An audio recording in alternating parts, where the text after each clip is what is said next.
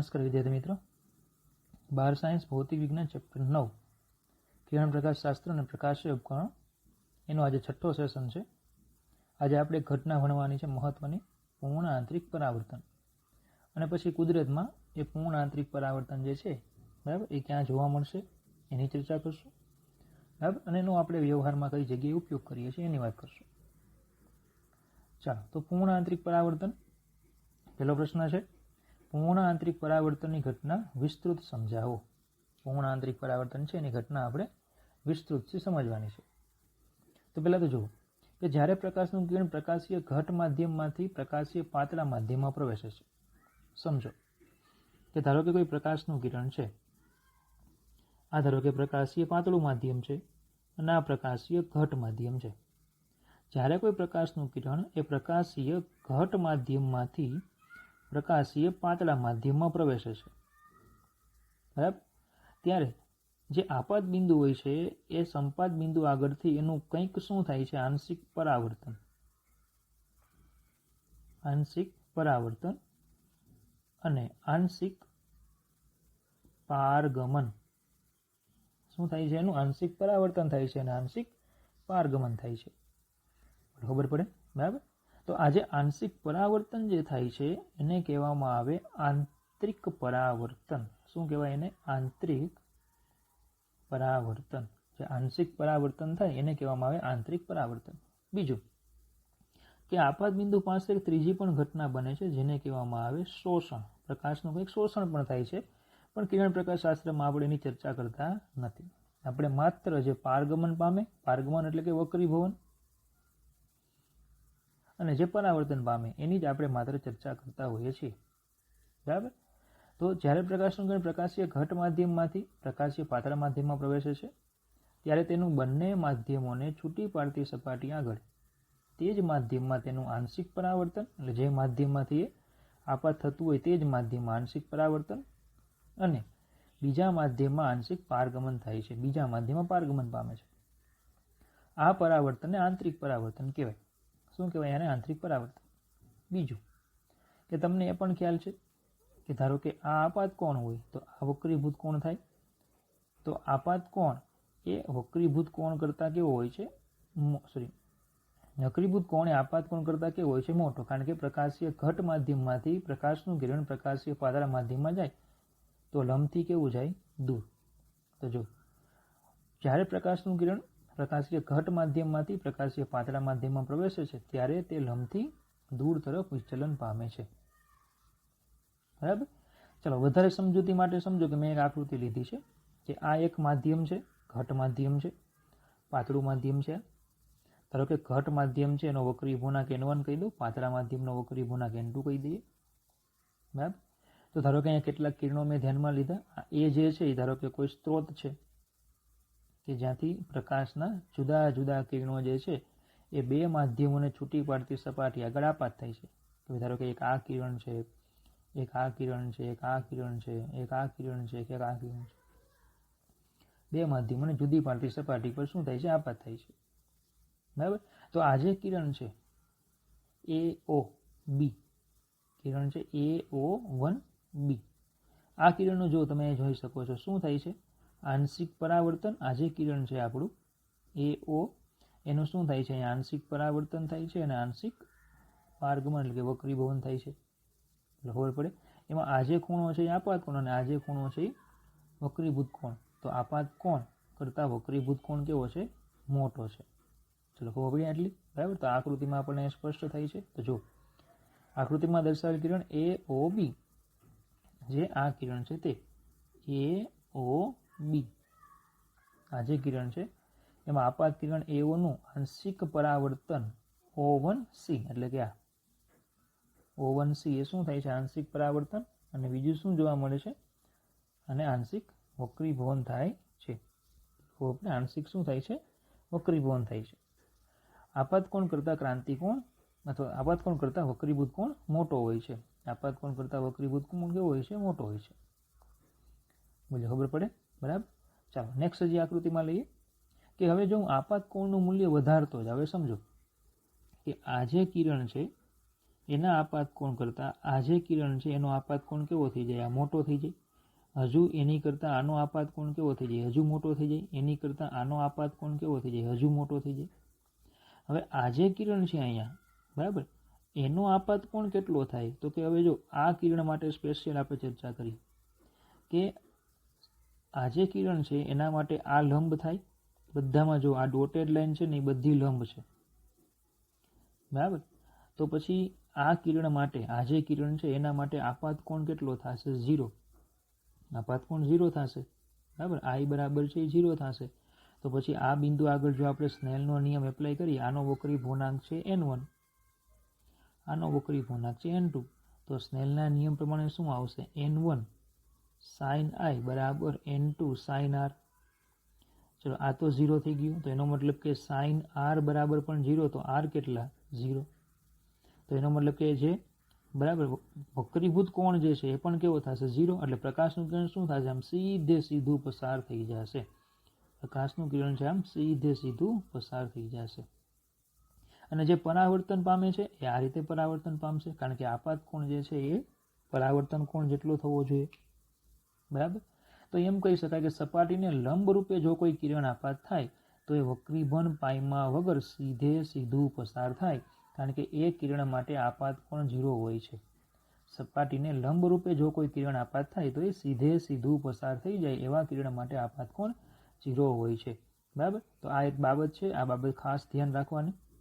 હવે જેમ આપણે આગળ વધીએ તેમ જે જુદા જુદા કિરણો માટે આપાત કોણનું મૂલ્ય કેવું થાય છે? વધતું જાય છે. હવે સીધી વાત છે કે આપાત કોણ વધે તો જો તમે ચેક કરો, વક્રીભૂત કોણ પણ કેવો થાય છે? વધતો જાય છે કે નહીં? જેમાં આપાત કોણ વધે તેમાં વક્રીભૂત કોણ પણ કેવો થાય છે? વધે છે. હવે આપાત કોણનું મૂલ્ય વધારતા વક્રીભૂત કોણ પણ વધે. આવું AO3 કિરણ સુધી બને છે. એટલે કે AO3 કિરણમાં તમે જો AO3 જે કિરણ છે એમાં આપાત કોણ વધી ગયો, વક્રીભૂત કોણ કેવો થઈ ગયો? 90 નો. પણ પછી પહેલા શરૂઆતમાં શું થાય? જેમ આપાત કોણ વધે તેમ વક્રીભૂત કોણ વધતો જાય. એવું ક્યાં સુધી થશે?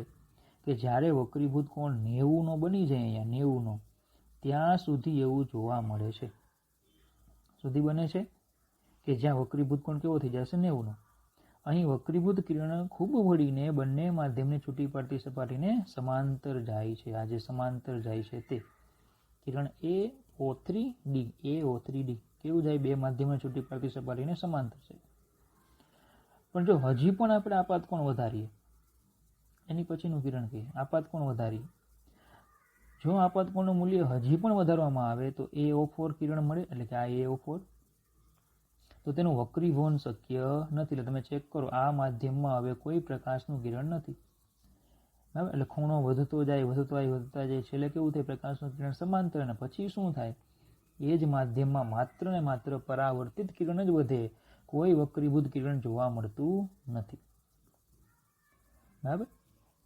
તો જો આપાત કોણનું મૂલ્ય હજી પણ વધારવામાં આવે તો AO3 કિરણ, તો તેનું વક્રીભવન શક્ય નથી અને તેનું સંપૂર્ણ પરાવર્તન જ થાય છે, જેને કહેવામાં આવે પૂર્ણ આંતરિક પરાવર્તન. તો બોલો, પૂર્ણ આંતરિક પરાવર્તન શું છે એ તમને ખ્યાલ આવી ગયો કે પ્રકાશનું કિરણ છે એમાં જેમ તમે આપાત કોણ વધારતા જાઓ તેમ એક સ્થિતિ એવી આવશે કે પ્રકાશના કિરણનો વક્રીભૂત કોણ 90 નો થઈ જશે મહત્તમ. અને એની પછી જો તમે આપાત કોણ વધારો તો પછી એમાં કોઈ વક્રીભૂત કિરણ જોવા મળતું નથી. તો માત્ર ને માત્ર પરાવર્તિત કિરણ જ હોય, તો એને કહેવામાં આવે પૂર્ણ આંતરિક પરાવર્તન, બરાબર. જો આપણે આગળ શું વાત કરી કે પ્રકાશનું કિરણ તમે આપાત કરો એટલે પરાવર્તિત કિરણ મળે, વક્રીભૂત કિરણ મળે. પણ આ જે ખૂણો છે એ ખૂણા આગળ તમને માત્ર ને માત્ર કયું કિરણ મળે? સંપૂર્ણ પરાવર્તિત કિરણ જ મળે, વક્રીભૂત કિરણ મળતું નથી. ચલો હોબળી આટલી. ઓકે, ચાલો. તો સામાન્ય રીતે જ્યારે પ્રકાશનું પરાવર્તન થાય ત્યારે તેનો થોડોક અંશ પારગમન પામે છે. આપણે વાત કરી એમ બેઝિકલી શું હોય છે કે જ્યારે પ્રકાશનું પરાવર્તન થાય ત્યારે થોડો ઘણો ભાગ તો પારગમન પામે છે. અને આથી જ પરાવર્તક સપાટી ગમે તેટલી લીસી હોય તો પણ પરાવર્તિત કિરણ ઓછી તીવ્રતાવાળું હોય. કારણ કે આની જે આપાત કિરણ જે છે, આપાત કિરણની તીવ્રતા બે કિરણોમાં વહેંચાઈ જાય. એક તો જે પરાવર્તન પામે તે, અને બીજું જે વક્રીભવન પામે તે. પણ પૂર્ણ આંતરિક પરાવર્તન વખતે માત્ર પરાવર્તન જ હોય, વક્રીભૂત કિરણ હોતું નથી. એનો મતલબ કે તીવ્રતા ઘટતી નથી. બરાબર. પરંતુ જ્યારે આ આપાત કિરણનું પૂર્ણ આંતરિક પરાવર્તન થાય છે ત્યારે પ્રકાશનું પારગમન થતું નથી. ચલો હવે જે વક્રીભૂત કોણ જ્યાં 90નો બન્યો એ સ્થિતિની આપણે વાત કરીએ. વક્રીભૂત કોણ અહીંયા કેવો બન્યો? 90નો. વક્રીભૂત કોણ 90નો બને ત્યારે જે અહીંયા આપાત કોણ હોય એ આપાત કોણને કહેવામાં આવે છે ક્રાંતિ કોણ. અને જ્યાં પરાવર્તિત કિરણ મળે આપણને, બરાબર, ક્રાંતિ કોણની સ્થિતિ વખતે પણ અહીંયા એક કિરણ આપણને પરાવર્તિત કિરણ મળે જેને કહેવામાં આવે છે ક્રાંતિ કિરણ. ક્રાંતિ કોણની સ્થિતિ વખતે પણ પરાવર્તિત કિરણ તો આપણે મળવાનું જ છે ત્યાં પણ, એને કહેવામાં આવે છે ક્રાંતિ કિરણ. બરાબર. તો જો તો વક્રીભૂત કોણ 90નો બને ત્યારે અનુરૂપ આપાત કોણને આપેલ માધ્યમની જોડ માટેનો ક્રાંતિ કોણ કહે છે. તો ચલો ક્રાંતિ કોણ કોને કહેવાય? તો કે એવો ખૂણો, એવો આપાત કોણ કે જ્યારે વક્રીભૂત કોણ કેવો બને 90નો, તો એને કહેવાય ક્રાંતિ કોણ. તો ચલો વક્રીભૂત કોણ 90નો થાય ક્રાંતિ કોણ વખતની સ્થિતિમાં આપણે જો સ્નેલનો નિયમ એપ્લાય કરીએ, બરાબર, તો ભાઈ આ જે સ્થિતિ છે અહીંયા જો આપણે સ્નેલનો નિયમ એપ્લાય કરીશું તો જોજો, બરાબર, અહીંયા આપણે સ્નેલનો નિયમ એપ્લાય કરો તો n1 sin થીટા માફ કરજો sin IC equal to n2 sin π/2 લખાય. n1 sin IC equal to n2 sin π/2 એવું લખી શકીએ આપણે. તો ચલો એની કિંમત અહીંયા લઈ લઈએ. બોલો આવું લખી શકાય? ચલો તો આને કહેવાય sin IC equal to n2/n1 અને n2/n1 એટલે n21 એવું આપણે ભણી ગયા. માધ્યમ 1ની સાપેક્ષે માધ્યમ 2નો વક્રીભૂનાંક. બરાબર. હવે IC કરતાં આઈના મોટા મૂલ્ય માટે IC કરતાં ખૂણો હજી મોટો કરીએ. અહીંયા જો આ જો કિરણ હું ધ્યાનમાં રહું તો આપાત કોણ જે છે એ કેવો થઈ ગયો? હવે I કરતાં વધારે મોટો થઈ ગયો. બરાબર. આપાત કોણ છે I કરતાં કેવો થઈ ગયો? વધારે મોટો થઈ ગયો. મૂલ્યો માટે સ્નેલનો વક્રીભવનનો નિયમ પડાતો નથી, કારણ કે કોઈ વક્રીભૂત કિરણ જ નથી અને તેથી વક્રીભવન શક્ય નથી. કેમ સ્નેલનો વક્રીભવનનો નિયમ પડાતો? તો કે જો આપાત કોણનું મૂલ્ય ક્રાંતિ કોણ કરતાં તમે વધારે રાખશો તો એ વખતે જે સાઇન આવે ને, સાઇન, એનું મૂલ્ય 1થી વધી જાય. એનું મૂલ્ય કેવું થાય? 1થી વધે. પણ સાઇનનું મૂલ્ય કોઈ દિવસ 1થી વધે નહીં. તો આપણે એવું કહી શકીએ કે I ગ્રેટર ધેન IC માટે સ્નેલનો નિયમ, વક્રીભવનનો નિયમ પડાતો નથી. વક્રીભવન શક્ય જ નથી. હોબડી. એની પછી આજે આ n21 આપણે આ રીતે લખ્યું. તો જો મારે n12 લખવા હોય તો શું આવશે? 1/sin IC, કારણ કે તમને સંબંધ કરાયો છે કે n21 equal to 1/n12. n21 equal to આપણે શું કરાયું છે તમને? 1/n12. બોલો ખબર પડે? બરાબર. તો આ તો જો લખવું હોય તો, બાકી કંઈ બધી જરૂર નથી. તો n12 એટલે 2ની સાપેક્ષે 1નો વક્રીભવનાંક. બરાબર. ચાલો એની પછી તો આટલું જે છે ને એ થઈ ગયું પૂર્ણ આંતરિક પરાવર્તન, એની સમજૂતી. હવે આપણે લેવાનું છે આ પૂર્ણ આંતરિક પરાવર્તનનો જે આ પ્રયોગ છે એનું નિદર્શન કરવું હોય તો કઈ રીતે થાય? પૂર્ણ આંતરિક પરાવર્તનનો જે આ પ્રયોગ છે એ પ્રયોગનું મારે નિદર્શન કરવું છે. તો હું એને ઘરે એમ કે આવો પ્રયોગ હું કરી શકું કે નહીં? તો તમે ખૂબ સરળતાથી આ પ્રયોગ ઘરે કરી શકો છો. બરાબર. એના માટે તમારે શું કરવાનું? તો કે તમારે એક બીકર લેવાનું કાચનું, અને એમાં તમારે શુદ્ધ પાણી ભરી દેવાનું. એક બીકર લેવાનું કાચનું, એમાં શુદ્ધ પાણી ભરી દેવાનું. પછી એમાં થોડોક સાબુ બોળીને હલાવવાનું, એટલે પાણી હવે ડોળું થઈ જાય. સાબુ જે છે એને બોળીને શું કરવાનો? હલાવવાનો, એટલે હવે એ કેવું થઈ જાય? પાણી ડોળું થઈ જાય. બરાબર. અને એમાં પછી તમે લેઝર લાઇટ આપાત કરશો. લેઝર કિરણને તમે આપાત કરશો એટલે તમે એનો જે માર્ગ છે ને, પ્રકાશિત માર્ગ, એ સરળતાથી જોઈ શકશો. એ જે કઈ દિશામાં ગતિ કરી સરળતાથી તમે શું કરી શકશો? જોઈ શકશો. ખબર પડે? આપણે જે વિડીયોનો ઇન્ટ્રો જે શરૂ થાય એમાં તમને ચિત્ર દોરેલું બતાવ્યું છે. બરાબર. તો આ ઇન્ટ્રો જોવો ત્યારે તમે બરાબર જોજો. ઇન્ટ્રોમાં તમને ચિત્ર આપ્યું છે. બરાબર. ચાલો તો હવે તમારે શું કરવાનું તો કે લેઝર લાઇટ જે છે ને એને તળિયેથી નીચેથી પાણીની જે જ્યાં છૂટી પાડતી જે સપાટી છે એ પાણીની સપાટી પર તમારે નીચેથી આપાત કરવાનું. ધારો કે તમે અહીંયાથી આપાત કરો છો, બરાબર, તો આ પાતળું માધ્યમ છે, પાતળા માધ્યમમાંથી ઘટ માધ્યમમાં જાય પ્રકાશનું કિરણ, બરાબર, લંબ તરફ વળે, પછી ત્યાંથી ઘટમાંથી પાતળા માધ્યમમાં જાય, લંબથી દૂર જાય, બરાબર. સાથે સાથે અહીંયાથી સાથે શું થશે, કંઈક શું જોવા મળશે આપણને, પરાવર્તન પણ જોવા મળશે, બરાબર. અને અહીંયા ત્યાંથી બહાર આવશે તો ટૂંકમાં તમને બે ટપકાઓ દેખાશે. એક ટપકું અહીંયા દેખાય ને એક ટપકું અહીંયા દેખાય. આ જે ટપકું છે ને એ દિવાલ ઉપર પડશે અને આ ટપકું જે છે ને એ ટેબલ ઉપર પડશે. જે ટેબલ પર તમે બીકરને રાખ્યું છે, ધારો કે થોડું ઉપરથી પકડી રાખવાનું તો ત્યાં પડશે. ખબર પડે? તો આ શું આપ્યું તમને કે પ્રકાશનું જે કિરણ છે એનું એક માધ્યમમાંથી બીજા માધ્યમમાં જાય તો પરાવર્તન અને વક્રીભવન થતું જોવા મળે છે. ચલો આટલી ખબર પડી ગઈ. તો જો એક કાચના બીકરમાં સ્વચ્છ પાણી ભરો, એક સાબુ વડે આ પાણીને થોડો સમય હલાવો કે જેથી તે ડોહળું બને. લેઝર કિરણને આ ડોહળું પાણી પર આપાત કરવાથી પાણીમાં તેનો પ્રકાશિત માર્ગ જોઈ શકાય છે. આ જે માર્ગ છે તમે જોઈ શકો. બીકરના તળિયાના ભાગ પરથી લેઝર કિરણ એવી રીતે આપાત કરો કે તે બીજા છેડે પાણીની સપાટી પર આપાત થાય. આપાત કિરણનું આંશિક પરાવર્તન એટલે કે ટેબલ પર એક પ્રકાશિત ટપકું અને આંશિક વક્રીભવન એટલે કે છત પર એક પ્રકાશિત ટપકું જોવા મળશે. તો આવું તમને જોવા મળશે. હવે તમારે શું કરવાનું તો કે હવે તમારે સેમ એ જ બીકરમાં હવે ખૂણો, બરાબર, ખૂણો તમે ધીમે ધીમે બદલાવતા જાઓ.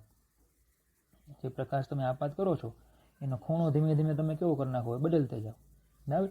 હવે એવા ખૂણે તમે એને આપાત કરો કે જેથી તમારું ઉપરનું દિવાલ પર જે ટપકું હતું ને એ કમ્પ્લીટલી નાબૂદ થઈ જાય. એવા ખૂણે એને આપાત કરો કે જેથી દિવાલ પરનું ટપકું કેવું થાય, કમ્પ્લીટલી વયું જાય અને ખાલી કયું જોવા મળે, ટેબલ પર જ જોવા મળે. એ જે સ્થિતિ આવે એને કહેવામાં આવે પૂર્ણ આંતરિક પરાવર્તન, બરાબર. ઉપર જે ટપકું હતું એ કમ્પ્લીટ નાબૂદ થઈ ગયું, માત્ર ને માત્ર ટેબલ પરનું ટપકું જ તમને જોવા મળે તો એવી સ્થિતિને કહેવાય એનું પૂર્ણ આંતરિક પરાવર્તન.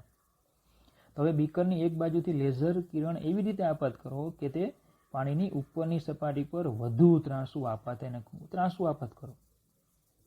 ધીમે ધીમે લેઝર કિરણ દિશા બદલી એવી રીતે ગોઠવો, એવો કોણ શોધો કે જેથી પાણીની સપાટીની ઉપરનું વક્રીભવન અદૃશ્ય બને અને આપાત કિરણનું પાણીમાં જ પૂર્ણ આંતરિક પરાવર્તન થાય. તો આ પૂર્ણ આંતરિક પરાવર્તનનું સૌથી સરળ નિદર્શન છે. તમે આ રીતે પૂર્ણ આંતરિક પરાવર્તનને જોઈ શકો. ચલો બીજું પણ એક તમે કરી શકો. ધારો કે તમે લેબમાં ટેસ્ટ ટ્યુબનો ઉપયોગ કરતા હો, બરાબર. લેબ જે છે એમાં તમે ટેસ્ટ ટ્યુબ વાપરો છો, એના તમે પ્રેક્ટિકલી કર્યા હોય તો ધારો કે આવી એક ટેસ્ટ ટ્યુબ તમે લઈ લો, બરાબર. ટેસ્ટ ટ્યુબ તો ઘરે હોય, ખાલી લેઝર લાઇટ તમારે બહારથી લેવી પડે. તો ટેસ્ટ ટ્યુબ લઈ લો, એમાં તમે પ્રકાશનું કોઈ કિરણને આપાત કરો, બરાબર. એવી રીતે આપાત કરો કે એ જે કિરણ છે એ સીધું બીજો જે ભાગ હોય ને ત્યાંથી જ બહાર નીકળે, બરાબર. એ કિરણને એવી રીતે આપાત કરો, એવા ખૂણે આપાત કરો કે ટેસ્ટ ટ્યુબનો જે બીજો છેડો છે, ત્યાંથી એ બહાર આવે. ખબર પડે? તો આ પણ એક પ્રકારનું પૂર્ણ આંતરિક પરાવર્તન થયું, કારણ કે આ જુદી જુદી જ્યાં બાજુઓ છે ત્યાં શું જોવા મળ્યું, પૂર્ણ આંતરિક પરાવર્તન મળ્યું. અને આનો ઉપયોગ આપણે ઓપ્ટિકલ ફાઇબર હમણાં ભણશું એમાં કરીશું આ રીતે, બરાબર. તો જો આકૃતિમાં દર્શાવ્યા મુજબ કાચની લાંબી નળીમાં ડોહળું પાણી ભરી નળીની ઉપરની બાજુથી લેસર કિરણ આપાત કરો. જે આગળ ડોહળું પાણી હતું એમાં ભરી દેવાનું. લેસર કિરણની દિશા એવી ગોઠવો કે નળીની દિવાલ પર આપાત થાય ત્યારે દરેક વખતે પૂર્ણ આંતરિક પરાવર્તન થાય.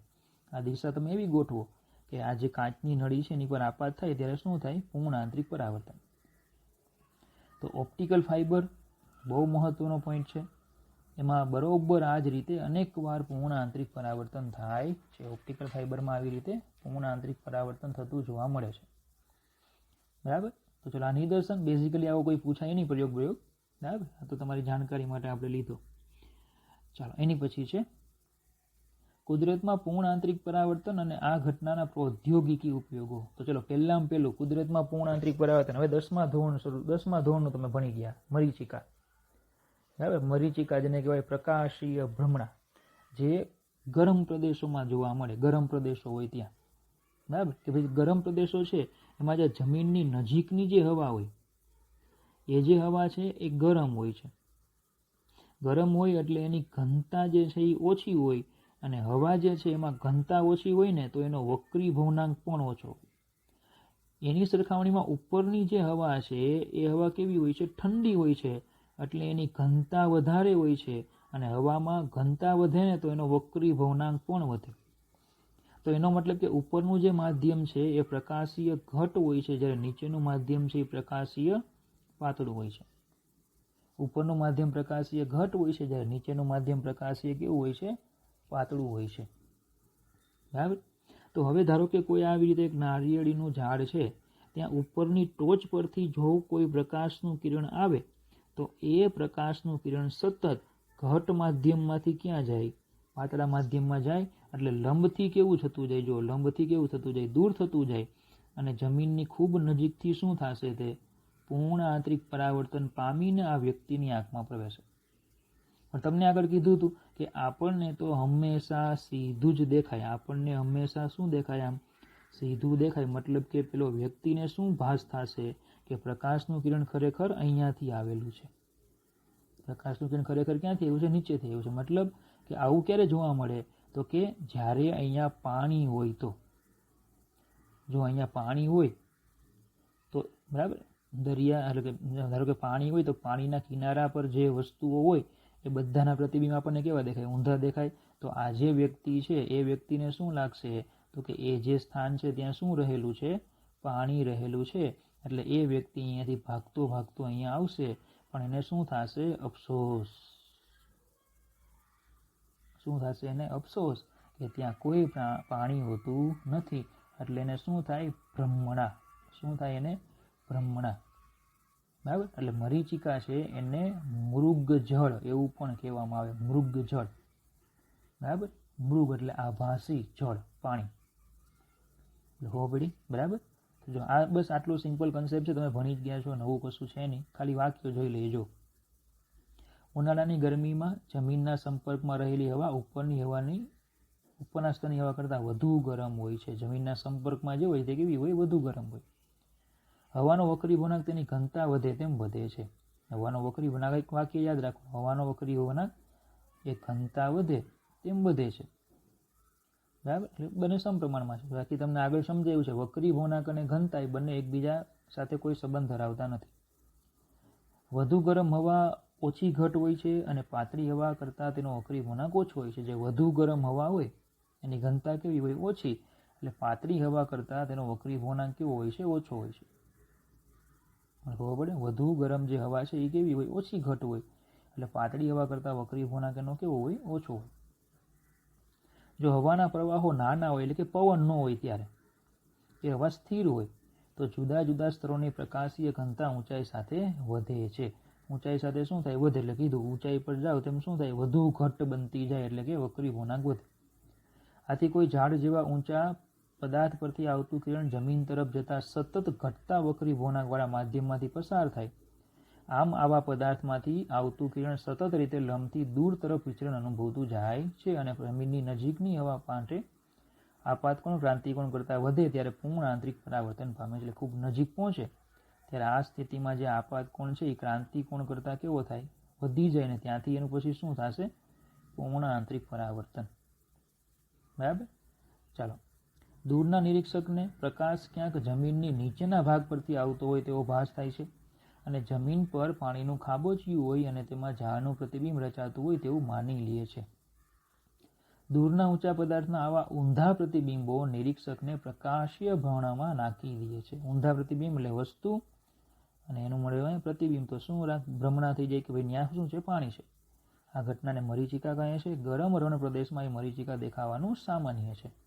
એટલે તમે રણમાં ગયા હો, તમે ક્યાંક આગળ પાણી જોઈ જાઓ, બરાબર, તો છેતરાતા નહીં. ત્યાં પાણી ન પણ હોય, તમને શું થયું હોય? માત્ર એક ભ્રમણા. બરાબર. તો દૂરથી ડુંગર રણિયામણા, એ આને કારણે કહેવત પડી છે. બીજું, ગરમીના દિવસે બસમાં કે કારમાં જતા, ખાસ કરીને હાઈવે પર દૂરના રસ્તાનો ભાગ ભીનો દેખાય છે, પરંતુ તે સ્થળે પહોંચતા કોઈ ભીનાશ જણાતી નથી. આ પણ મરીચિકા છે. તમે આવો અનુભવ થયો હશે. દૂરથી તમે જોયું તો અહીંયા તમને શું દેખાય કે ભાઈ આગળ શું હશે, પાણી છે એમ, પણ ખરેખર ત્યાં પહોંચો ત્યારે કોઈ એવા પાણી હોતું નથી. તો એ પણ શું છે, એક મરીચિકા છે. બોલો ખબર પડી? તો મરીચિકા છે. ઓકે, ચાલો એની પછીનો પોઈન્ટ છે, હીરો શા માટે ઝળહળાટ કરતો જોવા મળે છે? હીરો, ડાયમંડ, એની વાત કરવાની છે. હીરો ચળકાટ માટે પ્રસિદ્ધ છે. આપણને ખબર છે, સોનાના ઘરેણા, હીરાના ઘરેણા ખૂબ ચળકાટવાળા હોય એમ. તેના આ ચળકાટનું મુખ્ય કારણ તેમાં બનતી પૂર્ણ આંતરિક પરાવર્તનની ઘટના છે.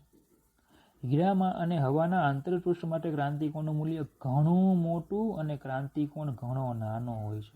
માફ કરજો, વક્રી ભૂર્ણાંકનું મૂલ્ય ઘણું મોટું. હીરો જે છે એ સૌથી સખત છે, એનો વક્રી ભૂર્ણાંક એ સૌથી મોટો છે 2.42, અને પરિણામે ક્રાંતિકોણ એનો ઘણો નાનો કીધું છે 24.4. તમે કેલ્ક્યુલેટ કરી શકો કે sin IC = 1/2.42 એટલે 0.4132, એટલે IC is approximately equal to 24 અંશ અને 24 મિનિટ એટલે થઈ જશે 24.41 અંશ. એટલે એનો ક્રાંતિકોણ કેવો છે? ઘણો નાનો હોય છે. કેમ? કારણ કે વક્રી ભૂર્ણાંકનું મૂલ્ય ઘણું મોટું હોય, અને આ કારણોસર જ હીરા પર આપાત થતા પ્રકાશનું તેની અંદર પૂર્ણ આંતરિક પરાવર્તન થવાની ઘણી શક્યતા છે. એટલે જે હીરો છે એમાં પ્રકાશ આપાત થાય તો એમાં I is greater than IC થવાની શક્યતાઓ કેવી છે? ઘણી વધુ મજબૂત છે, ઘણી વધુ છે. આપાત કોણ જે છે એ ક્રાંતિકોણ કરતાં મોટો હોવાની શક્યતામાં ઘણી વધારે છે. પણ કુદરતમાંથી પ્રાપ્ત થતા ડાયમંડ ભાગ્યે જ બહુ ઝળહળાટ ધરાવતા. એટલે ભાઈ તમે જે ખાણમાંથી જે હીરા કાઢો, એ ખાણમાંથી જે સીધો હીરો આવે, બરાબર, એ કંઈ આટલો બધો ચળકાટ ધરાવતો નથી, બરાબર. પણ હીરો આપણે જોઈએ તો એ તો આપણે ચળકાટ થતો જોવા મળે છે. તો શું કામ? તો કે ડાયમંડ કટરની કુશળતા ડાયમંડને આટલા બધા ઝળહળતા બનાવે છે. કોણ હે? તો કે MDs, જે આપણા સુરતના MDs બધા છે. કોણ MDs? તો કે માસ્ટર ઓફ ડાયમંડ, જે માસ્ટર ઓફ ડાયમંડ છે બધા, બરાબર. એ લોકો આ હીરાને શું કરે છે? યોગ્ય પેલમાં જો કાપે છે. અહીંયા હીરો જે શું છે ને એના પેલ પાડેલા હોય, બરાબર. આ એનું મથાળું તૈયાર કરવામાં આવે. આ બધા ખૂણાઓ, બધા એક એક ખૂણો જે છે, એંગલ છે, એને બરાબર તૈયાર કરે. એવી રીતે તૈયાર કરે કે પ્રકાશનું કિરણ કોઈ પણ ખૂણે આપાત થાય તો એમાં હંમેશા કન્ડિશન કઈ સેટ થાય? I is greater than IC, અને તે કેવો જોવા મળે આપણને? ઝળહળાટ કરતો જોવા મળે. તો ડાયમંડ કટરની કુશળતા ડાયમંડને આટલા બધા ઝળહળતા બનાવે છે. ડાયમંડને યોગ્ય રીતે ઘસીને અનેક પૂર્ણ આંતરિક પરાવર્તનની ઘટના શક્ય બનાવાય છે. અને શું કરવામાં આવે? હીરા ઘસો, એવું કહે ને, હીરા ઘસો એટલે શું કરે?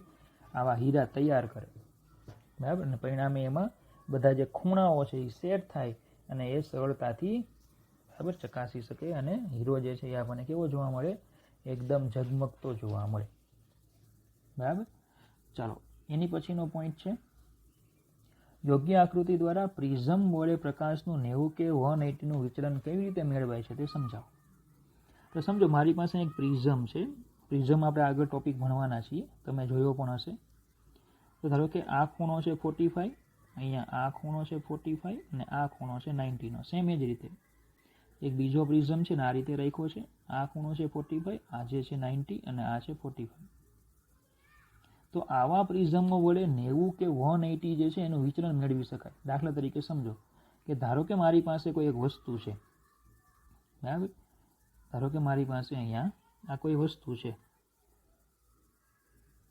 તો એ વસ્તુમાંથી ધારો કે આપણે બે પ્રકાશના કિરણો ધ્યાનમાં લઈએ. ધારો કે આ એક કિરણ છે અને આ એક બીજું કિરણ છે. તો એમાં શું થતું જોવા મળે છે? માફ કરજો, ધારો કે આ એક કિરણ છે, એક બીજું કિરણ છે. તો આ કિરણ જે છે એ જ્યારે અહીંયા આપાત થાય છે, અહીંયા એ જ્યારે આપાત થાય છે અહીંયા, ત્યારે એના જે આ ખૂણા છે, આ જે ખૂણા જે છે એ ખૂણા કેવા થઈ જાય છે? તો કે એનો જે ક્રાંતિકોણ છે એની કરતાં મોટા ખૂણે અહીંયા આપાત થાય છે, બરાબર. આ જે ખૂણો છે એ 90નો છે, તો આ કેટલો થાય? 45નો. તો આ ખૂણો પણ કેટલો હશે? 45નો હશે. તો આમાં આપાત કોણ કેટલો થાય છે? 45 ડિગ્રી થાય છે. આપાત કોણ કેવો થાય? 45 ડિગ્રી. જ્યારે આવા પ્રિઝમોમાં ક્રાંતિકોણ જે છે એ 41 કે પછી આ ક્રાંતિકોણ છે 38 ડિગ્રીનો હોય છે. તો એનો મતલબ એવો થાય કે આવા પ્રિઝમોમાં શું થશે, I is greater than IC થશે, અને પરિણામે જે પ્રકાશના કિરણો અહીંયા આપાત થાય છે એમનું શું થશે, ત્યાંથી પૂર્ણ આંતરિક પરાવર્તન થાય. શું થાય એનું પૂર્ણ આંતરિક પરાવર્તન થાય. એટલે જે વસ્તુ આ રીતે આપણે મૂકેલી હતી અહીંયા, ધારો કે આ વસ્તુને આપણે કહી દઈએ AB, તો અહીંયા આપણને આ રીતે એ વસ્તુ જોવા મળે. બરાબર. તો ધારો કે આ વસ્તુ જે છે એને આપણે A અને આને B કહી દઈએ, તો પછી અહીંયા શું થઈ જશે, આ B અને આ A. તો કેટલાના ખૂણે વિચલન થયું, તો કે 90 ડિગ્રીના ખૂણે. બરાબર. આને કહી દઈએ ડેશ, આને કહી દઈએ B ડેશ. તો 90ના ખૂણે વિચલન થાય. હવે સમજો કે ભાઈ પ્રકાશનું કિરણ તમને આગળ એવું કીધું કે કોઈ પણ સપાટીને લંબ રૂપે આપાત થાય તો સીધું પસાર થઈ જાય. તો બોલો અહીંયા લંબ રૂપે આપાત થાય તો સીધું પસાર થઈ જાય. ચલો, સેમ આ 90નું વિચલન થયું. એવી જ રીતે આપણે વસ્તુમાં જે વસ્તુ છે એનું 180નું વિચલન પણ કરાવી શકીએ. ધારો કે મારી પાસે અહીંયા એક આ વસ્તુ છે, બરાબર, એમાંથી ધારો કે પ્રકાશના કિરણો આવે છે. ધારો કે આ પ્રકાશના કિરણો જે છે એ વસ્તુ પરથી અહીંયા આવે છે.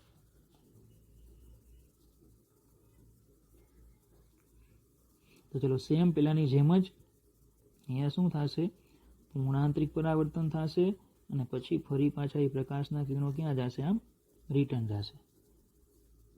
ખબર પડે. એટલે આપણને પ્રતિબિંબ કેવું મળશે, અહીંયા એક્ઝેક્ટ ઉલટું થઈ જશે. બરાબર. તો ધારો કે આ AB છે, તો આ શું થઈ જશે, B ને આ થઈ જશે. તો અહીંયા 180 શેનું 180નું વિચલન થતું જોવા મળશે. બરાબર. તો આ રીતે પ્રકાશના કિરણો જે છે એનું વિચલન થઈ ગયું. તો 90 અને 180નું આવર્તન કરાવતા પ્રિઝમ પૂર્ણ આંતરિક પરાવર્તનની ઘટનાનો ઉપયોગ કરે છે. બરાબર. સેમ એવું ધારો કે આપણી પાસે એક પ્રિઝમ છે જેનું નામ છે એમિક પ્રિઝમ. એમિક પ્રિઝમ તો એ પ્રકાશના કિરણોનું વિચલન કરાવી શકે છે. કેવું, તો કે જો ધારો કે મારી પાસે આ રીતે આવી રીતે એક વસ્તુ છે, તો જો એમાંથી પ્રકાશના કિરણો આપણે આપાત કરીએ આની પર, તો અહીંયાથી આમ આવશે. બરાબર. પછી ત્યાંથી જે છે હું ડાયરેક્ટ જ, કારણ કે આ જે છે ને આખો તમને 3 ત્રિકોણ દેખાય છે, પણ ખરેખર એમિક પ્રિઝમ છે એમાં શું હોય છે કે આખો એક ભાગ જ હોય. આખો જે ભાગ તમને બતાવ્યો છે એ આખું જ માધ્યમ હોય. આ તો ખાલી મેં આકૃતિમાં તમને 3 ભાગ બતાવ્યા. બરાબર. તો એ જે છે એનું શું થશે, તો કે અહીંયાથી કિરણો જે છે અહીંયાથી ફરી પાછા બહાર આવશે. મતલબ કે આ રીતે એનું પૂર્ણ આંતરિક પરાવર્તન થશે. અને પ્રતિબિંબ કેવું મળશે આપણને, ઉલટાયેલું. બરાબર. કે ધારો કે આ AB વસ્તુ હોય તો અહીંયા મળશે આપણને B ડેશ ને અહીંયા મળશે A ડેશ. તો આ છે એમિક પ્રિઝમો, કે એની મદદથી પણ આપણને પ્રતિબિંબ ઉલટું જોવા મળે. તો આવા પ્રિઝમનો ઉપયોગ પ્રતિબિંબના પરિમાણમાં ફેરફાર કર્યા વિના પ્રતિબિંબને ઉલટાવવામાં થાય. બરાબર. ચાલો, પ્રથમ 2 કિસ્સા માટે પ્રિઝમના દ્રવ્યનો વક્રી ગુણાંક IC 45 કરતાં નાનો હોવો જોઈએ, અને જે કેમાં હોય તો કે સાદા ક્રાઉન કાચ કે જેનો વક્રી ગુણાંક 1.52 હોય છે, અને ઘટ ફ્લિન્ટ કાચ કે જેનો વક્રી ગુણાંક 1.62 હોય છે. એટલે આમાં ક્રાંતિકોણ તમે ગણો sin IC = 1/n મૂકીને, તો એ આવશે 41 અને 7 મિનિટ, અને આમાં ક્રાંતિકોણ આવશે 38 અંશ અને 7 મિનિટ. જ્યારે આ બધામાં આપાત કોણ કેવો હોય છે, 45 ડિગ્રીનો. એટલે આ બંને કિસ્સામાં I ઇઝ ગ્રેટર ધેન શું થશે, IC થશે, અને બંનેમાં શું જોવા મળશે, પૂર્ણ આંતરિક પરાવર્તન. બરાબર પડ્યા આટલી. ઓકે. તો ચલો, આ થઈ ગયો ચોથો ઉપયોગ, માફ કરજો, ત્રીજો ઉપયોગ. અને હવે આપણે લઈએ નંબર 4, ઓપ્ટિકલ ફાઇબર. ચલો, ઓપ્ટિકલ ફાઇબર એ બહુ મહત્વનો છે, ધ્યાન આપજો. સિદ્ધાંત તો એ જ પૂર્ણ આંતરિક પરાવર્તનની ઘટના. રચના તો ઓપ્ટિકલ ફાઇબર ઉચ્ચ ગુણવત્તાવાળા ફ્યુઝ ગ્લાસ કે ક્વાર્ટઝ. ફ્યુઝ ગ્લાસ કે ક્લાસ એ શું છે, તો કે એ હાઈલી ટ્રાન્સપરન્ટ ગ્લાસ છે. ખૂબ ઉચ્ચ ક્ષમતાવાળા એ શું છે, ગ્લાસ છે.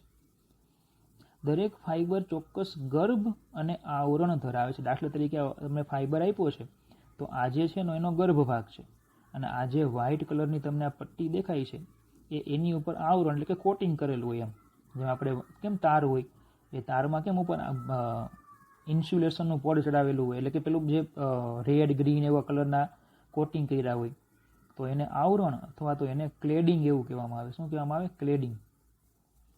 બરાબર. ગર્ભભાગ છે એનો કંઈક વક્રી પૂર્ણાંક હોય, ધારો કે એને N2 કહી દઉં. ક્લેડિંગ છે એનો કંઈક વક્રી પૂર્ણાંક હોય N1. અને જો પૂર્ણ આંતરિક પરાવર્તન જોતું હોય તો પ્રકાશનું કિરણ એ ઘટ્ટ માધ્યમમાંથી પાતળા માધ્યમમાં જવું જોઈએ. એનો મતલબ કે N2 is greater than N1 હોય. આ હંમેશા યાદ રાખવાનું. બરાબર. N2 એટલે કોનો વક્રી પૂર્ણાંક? ગર્ભભાગનો. અને N1 એટલે કોનો વક્રી પૂર્ણાંક? આવરણનો. તો એનો મતલબ કે ગુજરાતીમાં યાદ રાખો, ગર્ભનો વક્રી પૂર્ણાંક, ગર્ભના દ્રવ્યનો વક્રી પૂર્ણાંક આવરણના દ્રવ્યના વક્રી પૂર્ણાંક કરતાં મોટો હોય છે. ગર્ભનો વક્રી પૂર્ણાંક એ આવરણના દ્રવ્યના વક્રી પૂર્ણાંક કરતાં કેવો હોય છે? મોટો. ચલો, હવે આમાં ઘટના કઈ રીતે બને?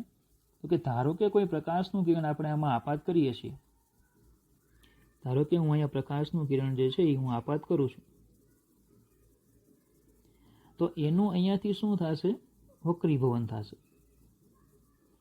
પછી અહીંયા જે ભાગ છે, બરાબર, ત્યાંથી એનું થાય પૂર્ણ આંતરિક પરાવર્તન. અને પછી આ ઘટના એ વારંવાર થતી જોવા મળે. એની જે નળાકાર જે છે ઓપ્ટિકલ ફાઇબરની જે દિવાલો છે ત્યાંથી આનું શું થાય? વારંવાર પૂર્ણ આંતરિક પરાવર્તન થાય. ખબર પડે? વારંવાર શું થાય છે? આનું પૂર્ણ આંતરિક પરાવર્તન થાય અને બીજા છેડાથી એ પ્રકાશનું કિરણ બહાર આવે. તો ધારો કે આ ખૂણાને આપણે કહી દઈએ θi, આ ખૂણાને કહી દઈએ θr. તો આ જે ખૂણો છે એ કેટલો થાય? તો કે 90 - θr ઇઝ ગ્રેટર ધેન કેવો હોવો જોઈએ? θc. ક્રાંતિકોણ કરતાં મોટો હોવો જોઈએ. તો જો જ્યારે ફાઇબરના એક છેડાથી પ્રકાશનું સિગ્નલ યોગ્ય કોણે આપાત થાય, કંઈ તમે કોઈ ખૂણે એને આપાત કરો, ત્યારે ફાઇબરની લંબાઈ પર તેનું વારંવાર પૂર્ણ આંતરિક પરાવર્તન થાય છે અને છેડે બીજા છેડેથી નિર્ગમન પામે છે. અહીં પ્રકાશનું પૂર્ણ આંતરિક પરાવર્તન થવાથી તેની તીવ્રતામાં કોઈ નોંધનીય ઘટાડો થતો નથી. આપને ખ્યાલ છે, પૂર્ણ આંતરિક પરાવર્તન થાય છે, તીવ્રતામાં કોઈ ઘટાડો થતો નથી. ઓપ્ટિકલ ફાઇબરની રચના એવી કરવામાં આવે છે કે અંદરની એક બાજુ પર આપાત થતો પ્રકાશ સામેની બાજુ પર ક્રાંતિકોણ કરતાં મોટા કોણે આપાત થાય. તમને કીધું, જો આ જે ખૂણો છે એ કેવો થાય? અહીંયા ક્રાંતિકોણ કરતાં મોટા ખૂણે અહીંયા પ્રકાશ આપાત થાય.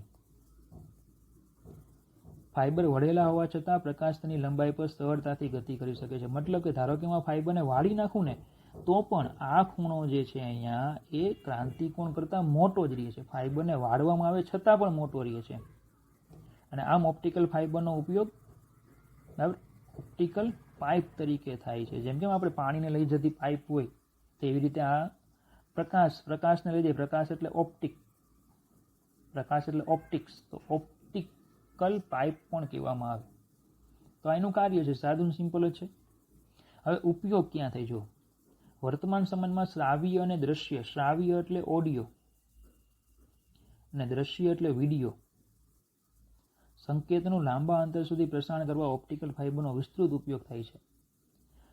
વિદ્યુત સંકેતો ટ્રાન્સડ્યુસરની મદદથી પ્રકાશમાં રૂપાંતરિત કરવામાં આવે છે. તેમને પ્રસારિત કરવામાં અને ઝીલવામાં ઓપ્ટિકલ ફાઇબર ખૂબ જ બહોળા પ્રમાણમાં ઉપયોગી છે. આ વિદ્યુત સંકેતોને યોગ્ય ટ્રાન્સડ્યુસરની મદદથી પ્રકાશમાં રૂપાંતરિત કરવામાં આવે છે. બરાબર. હવે સમજો આ ટ્રાન્સડ્યુસર શું છે એ સમજાવું. થોડુંક એના માટે કોમ્યુનિકેશન આપણે જોઈએ. કોમ્યુનિકેશન કઈ રીતે થાય એની ચર્ચા કરીએ. તો કોમ્યુનિકેશનમાં એક છે ને ટ્રાન્સમીટર હોય. દાખલા તરીકે હું ધારો કે બોલું છું એટલે ધ્વનિ તરંગો ઉત્પન્ન થાય. એ ધ્વનિ તરંગો જે છે એ માઇકની મદદથી એ શેમાં રૂપાંતર થાય? તો કે વિદ્યુત તરંગોમાં. ધ્વનિ તરંગો છે એ માઇકની મદદથી શેમાં રૂપાંતર પામે? વિદ્યુત તરંગોમાં. પછી એ શું થશે? વાયર મારફતે આગળ વધશે. વાયર મારફતે તરંગો આગળ વધશે, બરાબર. એ ધ્વનિ તરંગો ઉત્પન્ન થાય માઇકની મદદથી. તો આ જે ધ્વનિ તરંગો આપણે જે ઉત્પન્ન કરીએ છીએ એ માઇકમાં જાય. માઇક એને શું કરે? ધ્વનિ તરંગોને વિદ્યુત તરંગોમાં રૂપાંતર કરે. તો એક તરંગને બીજા તરંગમાં જે રૂપાંતર કરે ને એને ટ્રાન્સડ્યુસર કહેવાય. એક ઉર્જાનું બીજી ઉર્જામાં રૂપાંતર, ધ્વનિ ઉર્જાનું વિદ્યુત ઉર્જામાં રૂપાંતર શું કહેવાય? ટ્રાન્સડ્યુસર કહેવાય. તો માઇક એને કરે, પછી એ વાયર મારફતે આગળ જાય. તો આ જે વાયર જે છે એને કહેવામાં આવે છે માધ્યમ. અને આજે આખી રચના થઈ ગઈ એને કહેવામાં આવે છે ટ્રાન્સમીટર. બરાબર, આ થઈ ગયું અહીંયા વાયર એટલે કોણ? એ આપણું થઈ ગયું માધ્યમ. ચલો, એ તરંગો વાયર મારફતે આગળ જાય, પછી કોણ હોય ત્યાં? રિસીવર. અહીંયા કોણ હશે હવે? રિસીવર. રિસીવર શું કરશે કે વિદ્યુત તરંગોનું રિસીવ કરશે. વિદ્યુત તરંગોને શું કરશે? રિસીવ કરશે. એને શેમાં આપશે? સ્પીકરમાં. અને સ્પીકર એને શું કરશે? પાછા ધ્વનિ તરંગોમાં રૂપાંતર કરશે. તો એક ઉર્જાનું બીજી ઉર્જામાં રૂપાંતર કોણ કર્યું? સ્પીકરે. તો આ સ્પીકરને કહેવાય ટ્રાન્સડ્યુસર. તો આજે આખો પોર્શન થઈ ગયો, એ થઈ ગયો રિસીવર.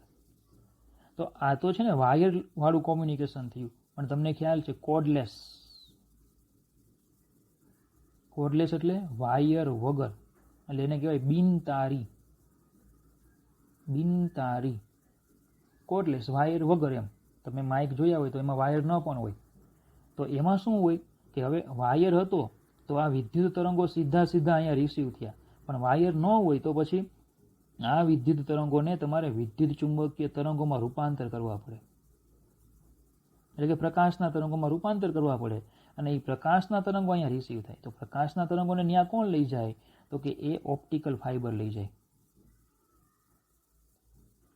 પ્રકાશના તરંગોને લઈ જવા હોય તો કોણ લઈ જાય? તે ઓપ્ટિકલ ફાઇબર લઈ જાય. બાકી હજી બીજા પણ એના ઘણા બધા માધ્યમો છે, બરાબર. એની મદદથી પણ પ્રકાશના તરંગો છે એનું પ્રસરણ થાય છે. તો જો શું કીધું આપણે? વિદ્યુત સંકેતો જે છે, આ ધ્વનિ તરંગોના જે આ વિદ્યુત તરંગો છે તે ટ્રાન્સડ્યુસરની મદદથી પ્રકાશમાં રૂપાંતરિત કરવામાં આવે. વિદ્યુત તરંગોને વિદ્યુત ચુંબકીય તરંગોમાં રૂપાંતર કરવા, તો એ પણ કોણ કરશે? ટ્રાન્સડ્યુસર કરશે. તેમને પ્રસારિત કરવામાં અને ઝીલવામાં ઓપ્ટિકલ ફાઇબર ખૂબ જ બહોળા પ્રમાણમાં વપરાય છે. પ્રસારિત કરવામાં અને ઝીલવામાં વપરાય. આ વિદ્યુત સંકેતોને યોગ્ય ટ્રાન્સડ્યુસરની મદદથી પ્રકાશમાં રૂપાંતરિત કરવામાં આવે. યોગ્ય ટ્રાન્સડ્યુસરનો તમે ઉપયોગ કરો તો એને પ્રકાશમાં રૂપાંતરિત કરવામાં આવે. એની આખી એક પ્રણાલી છે જેને હાઈફાઈ સિસ્ટમ કહેવામાં આવે. હાઈફાઈ. તો એના વિશે આગળ પણ એક વખત ચેપ્ટર 8માં શબ્દ આવી ગયો છે, વાઈફાઈ. તો હાઈફાઈ વિશે તમે યુટ્યુબ પર કે એમાં સર્ચ કરીને જોજો, તમને ખ્યાલ આવશે કે વિદ્યુત તરંગોનું રૂપાંતર કઈ રીતે વિદ્યુત ચુંબકીય તરંગોમાં કરવામાં આવે. એમાં એલઈડી રાખેલી હોય, અહીંયા એલઈડી, લાઇટ એમિટિંગ ડાયોડ, એની મદદથી વિદ્યુત ચુંબકીય તરંગો રૂપાંતરિત થાય. ખબર પડી? બરાબર. તો ચલો, આ થઈ ગયો એનો પહેલો ઉપયોગ.